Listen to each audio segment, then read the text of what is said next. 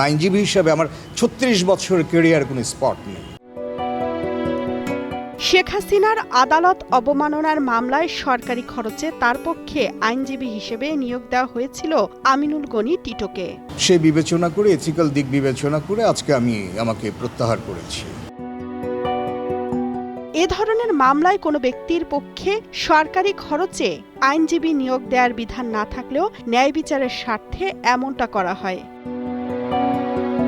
তবে বিতর্ক ওঠায় আদালত অবমাননার মামলায় সাবেক প্রধানমন্ত্রী শেখ হাসিনার পক্ষে রাষ্ট্রনিযুক্ত আইনজীবী আমিনুল গনি টিটোকে সরিয়ে দিয়েছেন আন্তর্জাতিক অপরাধ ট্রাইব্যুনাল।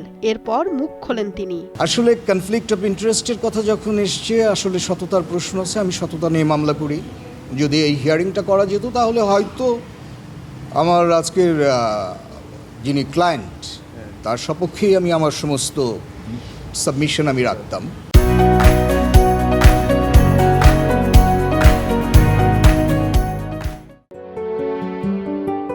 শেখ হাসিনার মামলা থেকে সরিয়ে দেওয়া ওই আইনজীবী জানান, ২০১৩ সাল থেকেই তিনি আওয়ামী লীগ সরকারের নানা অসঙ্গতি নিয়ে লিখতেন, কিন্তু উনি রাজনীতিকে রাজনীতির জায়গায়, পেশাকে পেশার জায়গায় সর্বোচ্চ গুরুত্ব দিয়ে দেখেন। সেক্ষেত্রে সুযোগ পেলে তিনি শেখ হাসিনা অর্থাৎ তার আসামির পক্ষেই কন্টেম্প পিটিশন হিয়ারিং করতেন।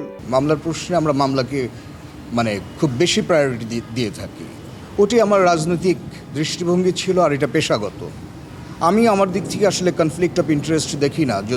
আর সবচেয়ে বড় ব্যাপার হচ্ছে এই জিনিসটা প্রমাণ করবার একটা সুযোগ আমার ছিল।